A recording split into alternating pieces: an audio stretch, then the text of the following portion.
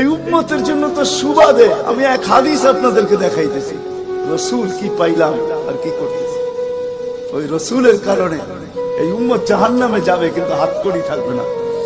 এই উম্মত জাহান্নামে যাবে, পায়ে বেড়ি থাকবে না। এই উম্মত জাহান্নামে যাবে, গলায় শিকল থাকবে না। এই উম্মত জাহান্নামে যাবে, চেহারা কালো হবে না। অথচ জাহান্নামীদের চেহারা কালো হবে, এই উম্মতের চেহারা কালো হবে না। একজনের চেহারাও কালো হবে না। ফেরেশতা জিজ্ঞেস করবে, আল্লাহ চেহারা তো ঝকঝকে, গলায় নাই শিকল, পায়ে নাই বেড়ি, হাতে নাই হাতকড়ি, এটা আবার কি পাঠায়া দিলেন? তো আল্লাহ জবাব দিবে, আমার বন্ধুর উম্মত, খবর দাও। তো ফেরেশতা মালিক জিজ্ঞেস করবে, দারোগা হাতকড়ি নাই কেন? বলছে, যেই হাত উঁচুতে ব্যবহার হয় ওটা হাতে হাতকড়ি লাগে না। যেই পাও মসজিদের দিকে চলে ওই পায়ে বেড়ি লাগে না। যেই কপাল আমার কুদরতি পায়ে জীবনে একবারও আমাকে পাওয়ার জন্য ঠেকায়া দিছে, সেজদা করছে, ওই চেহারা কোনোদিন কালো হয় না, গলায় কোনোদিন চিকন লাগে না।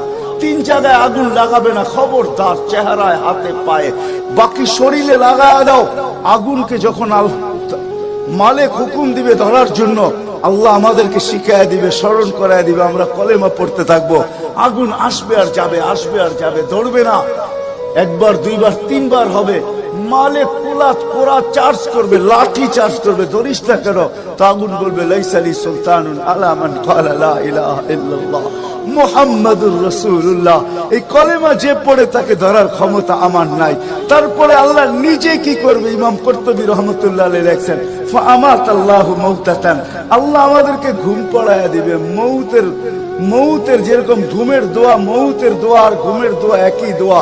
আমরা ঘুমের দোয়া পড়ি, আমুতু আহিয়া, আল্লাহ মরতে চললাম, কাল সকালে উঠাইলে উঠবো, না হলে আর কিয়ামতের আগে উঠবো না। তো ঘুমো মৌত, আল্লাহ ঘুম পড়ায়া দিবে। আযাব ঘুমের ভিতরে কমপ্লিট করে আল্লাহ বাহির করে নিয়ে আসবে, নবীর সুবাদে, নবীর সুবাদে। হায় হায়, একটা পর্ব এরকম আসবে, জানি না নারায়ণগঞ্জের মানুষ বুঝবে কি বুঝবে না।